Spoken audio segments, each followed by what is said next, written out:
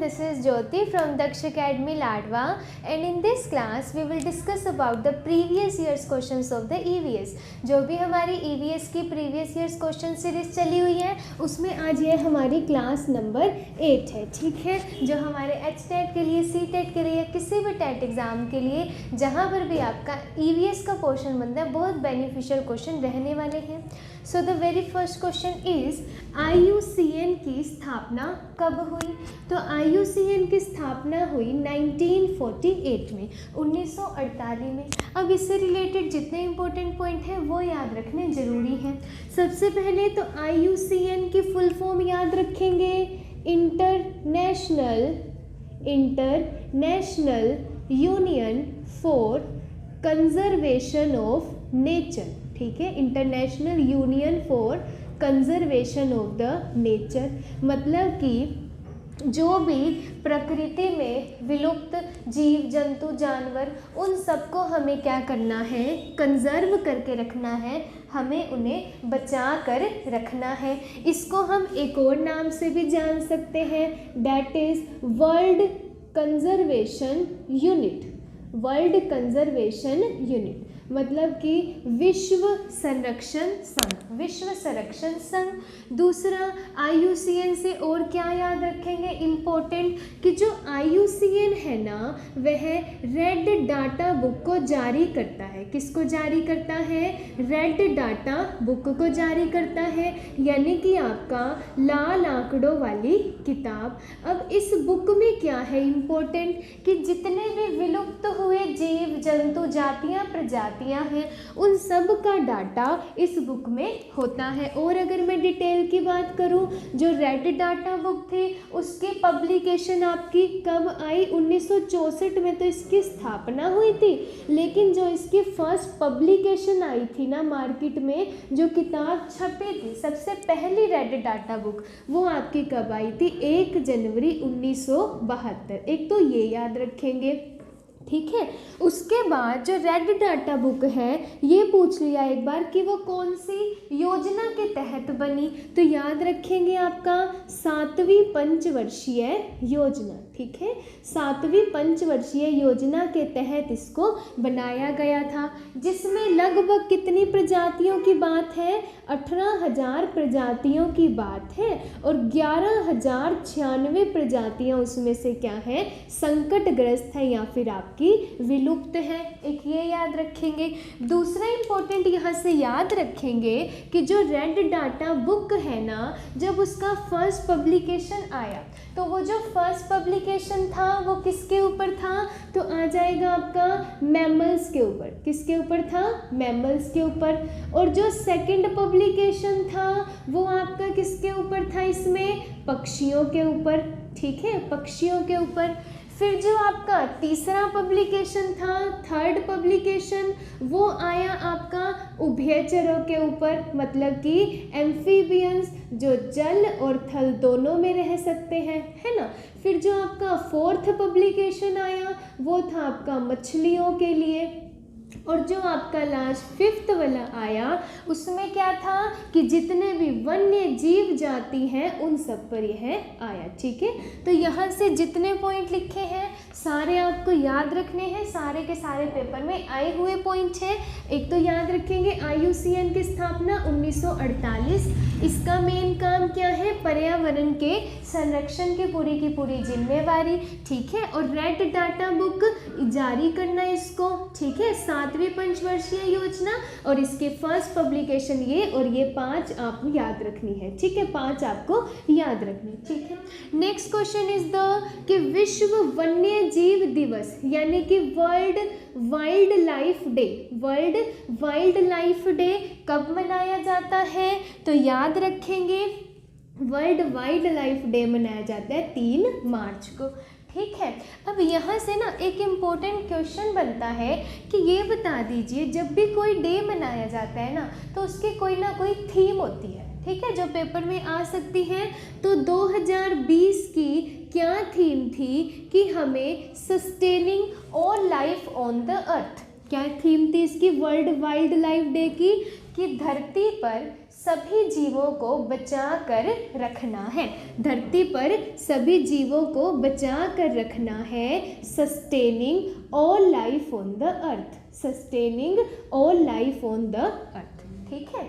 Next अगर मैं बात करूं 22 अप्रैल की, तो यहाँ से आपने याद रखना है आपका पृथ्वी दिवस, पृथ्वी दिवस, जिसकी थीम याद रखेंगे जलवायु परिवर्तन। क्या हो जाएगी? जलवायु परिवर्तन। नेक्स्ट अगर बात करती हूँ 22 मार्च की, तो ये क्या होता है आपको पता है, जल दिवस, हमने ऑलरेडी डिस्कस किया हुआ है। थीम याद रखेंगे, वो हो जाएगी जल व जलवायु परिवर्तन। ठीक है, जल व जलवायु परिवर्तन। चलिएगा, इतना समझ में आ जाएगा। मेन आपको यहाँ से याद रखना है विश्व वन्य जीव दिवस 3 मार्च, थीम है sustainable all life on earth, सभी जीवों को हमें बचा कर रखना है। नेक्स्ट आता है वेरी वेरी इंपॉर्टेंट क्वेश्चन कि नेपाल और भारत में वन्य जीव संरक्षण प्रयासों के रूप में एक योजना चलाई गई, उस योजना का नाम है सेव योजना। क्या नाम है? सेव योजना। तो क्वेश्चन आता है कि ये जो सेव योजना है ये इनमें से किसके संरक्षण के लिए ज़रूरी है या किसके लिए यह चलाई गई? एक तो आप यहाँ से सेव योजना की फुल फॉर्म ही याद रखेंगे डायरेक्ट।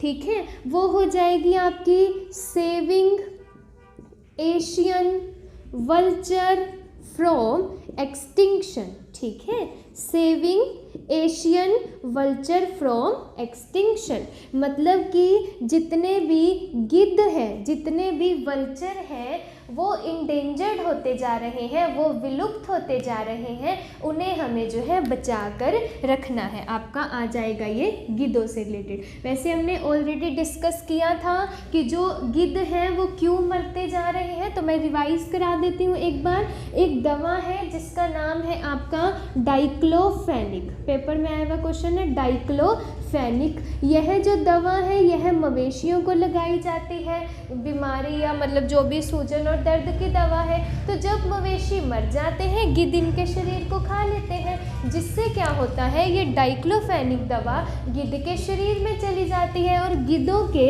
गुर्दों को क्या कर देती है? खराब कर देती है, जिससे उनकी मृत्यु हो जाती है। हालांकि 2003 में इस दवाई के ऊपर बैन लगा दिया गया था। तो आपने याद रखना है कि सेव योजना आपकी किससे रिलेटेड है? गिद्ध से। अगर मैं और बात करूं, और गिद्धों को कहा जाता है प्रकृति का सफाई कर्मी। ठीक है। नेक्स्ट अगर मैं बाघ से बात करूं तो हमें पता है टाइगर रिजर्व योजना 1973। हाथी की बात करूं तो हाथी प्रोजेक्ट योजना 1992, ये भी याद रखेंगे। नेक्स्ट क्वेश्चन आता है हमारा कि नारियल डली हुई करी के साथ उबला हुआ खाना टैपियाको किस क्षेत्र का प्रिय भोजन है? एक तो याद करेंगे पहले कि टैपियाको क्या है। टैपियाको, तो टैपियाको क्या है सिंपल लैंग्वेज में समझिएगा। जैसे स्वीट पोटैटो होता है ना, शकरकंदी होती है, स्वीट पोटैटो होता है शकरकंदी, इसी तरीके से आपका एक और ये फ्रूट टाइप होता है टैपियाको। क्या होता है ये? टैपियाको, जो कहाँ पर उगता है? आपका ज़मीन में उगता है, और ये जब निकलता है तो मतलब ये बहुत सारा रूट्स वगैरह या फिर ये गुच्छे में होता है। किस में होता है? ये आपका गुच्छे में होता है। और ये कहाँ के लोग इसको सबसे ज़्यादा पसंद करते हैं? तो आपका केरल के जो साउथ वाला एरिया है वहाँ पर। और ये इतना फेमस है कि लोग इसको अपने घरों के आंगन में भी लगाते हैं। ठीक है, तो टैपियाको क्या हो जाता है? आपका रूट्स जैसा एक मतलब फ्रूट होता है, गुच्छे में इस तरीके से आपका ये गुच्छे से निकले होते हैं, इकट्ठा इसमें यह पाया जाता है। तो करी के साथ इसको खाते हैं। और केरल से एक और क्वेश्चन याद रख लीजिएगा कि जो फेरी बोट है, फेरी एक नाव है, उसका संबंध आपका किससे है? केरल से। ठीक है, चलिएगा। नेक्स्ट क्वेश्चन आता है हमारा वेरी वेरी इंपॉर्टेंट, यहाँ से आपको एक आधा क्वेश्चन जरूर मिल जाएगा। सबसे पहले आता है कि वन्य जीव संरक्षण अधिनियम, वन्य जीव संरक्षण अधिनियम यह कब आया? तो याद रखेंगे 1972 में। ठीक है। इसके बाद पर्यावरण संरक्षण अधिनियम मतलब एनवायरमेंटल प्रोटेक्शन एक्ट, यह आया 1986 में। इसके बाद आपका जैव विविधता अधिनियम मतलब कि बायोडाइवर्सिटी अधिनियम आपका यह आया 2002 में। इसके बाद आपका प्रोजेक्ट टाइगर ऑलरेडी डिस्कस किया हुआ है 1973 में। फिर आपका और प्रोजेक्ट टाइगर 1973 और आपका हाथी ये प्रोजेक्ट कब आया 1992 में। हाथियों के बारे में हमने लास्ट सेकंड वीडियो में डिटेल में डिस्कस किया था कि इनको बचाने के लिए साइड से एक परियोजना है जो काम करेगी, आप इसको वहाँ से देख लीजिएगा, ठीक है। नेक्स्ट क्वेश्चन आते हैं, वेरी वेरी इंपॉर्टेंट, थोड़ा सा करंट अफेयर का क्वेश्चन है कि ग्रीन पीस इंडिया नामक रिपोर्ट के अनुसार सबसे प्रदूषित शहर कौन सा है, ठीक है। सबसे प्रदूषित शहर कौन सा है, तो एक तो ये याद रखेंगे कि जो ग्रीन पीस इंडिया नामक रिपोर्ट है वो जारी हुई है, उसके अनुसार कौन सा है सबसे प्रदूषित देश, तो आपका आ जाएगा झरिया। क्या आ जाएगा आपका झरिया। झरिया कहाँ का है आपका झारखंड का। तो झारखंड का झरिया क्या है सबसे ज़्यादा प्रदूषित शहर है। अगर मैं यहाँ से बात करूँ कि लगभग 10 शहरों का नाम आया है और 10 शहरों में से 6 जो हैं वो आपके यूपी के हैं। 6 किसके हैं, यूपी के हैं। पहला तो झरिया हो गया सबसे ज़्यादा प्रदूषित। झरिया के बाद दूसरा है आपका धनबाद। दूसरा कौन सा है आपका धनबाद। उसके बाद फिर अगर ये पूछे तो ये बता दीजिए सबसे कम प्रदूषित कौन सा है, तो आपका आ जाएगा लुंगलेई, ठीक है। मिजोरम का लुंगलेई यह को क्या है आपका सबसे कम प्रदूषित है। तो ये क्वेश्चन बहुत इंपॉर्टेंट है, पक्का छपेगा, इसको याद रख लीजिएगा। नेक्स्ट अगर मैं बात करूं विष्णु विचलांकर कौन थे, वेरी वेरी इंपॉर्टेंट, तो ये कौन थे आपका कलाकार, ये आपके आर्टिस्ट थे, बेसिकली पेंटिंग वगैरह ये बनाते थे विष्णु विचलांकर, ठीक है। नेक्स्ट आ जाता है इम्पोर्टेंट क्वेश्चन कि किसकी देखने की क्षमता तो कम होती है पर सूंघने की और स्वाद को पहचानने की क्षमता क्या होती है, बहुत ही ज़्यादा होती है, ठीक है। तो आंसर आ जाएगा चूहों की। किसकी, चूहों की, क्योंकि अगर मैं चील की बात करूँ वो तो दूर से ही देख लेती है, चील तो उसकी तो हमसे भी नज़र जो होती है वो 4 गुना होती है, ठीक है। अगर चूहों की यहाँ से बात की जाए तो इनके देखने की क्षमता तो कम होती है पर सूंघने और स्वाद को पहचानने की क्षमता ज़्यादा होती, ठीक है। अगर मैं चूहों से थोड़ी सी और बात करूं, जो एक प्लेग रोग होता था पहले के टाइम में, वो चूहों के काटने से ही फैलता था, जिसको काली मौत कहा जाता था। इसमें क्या होता था, जो आर्म लीड होती थी, अंडर आर्म्स वगैरह, उनमें एक गिल्टी सी बन जाती थी जो काफ़ी ज़्यादा पेनफुल होती थी, ठीक है। चलिएगा, तो यहाँ से आंसर आ जाएगा हमारा चूहे, ठीक है। आई होप आपको क्लास अच्छी लगी होगी, लेक्चर अच्छा लगा हो तो वीडियो को लाइक शेयर एंड सब्सक्राइब कर दीजिएगा।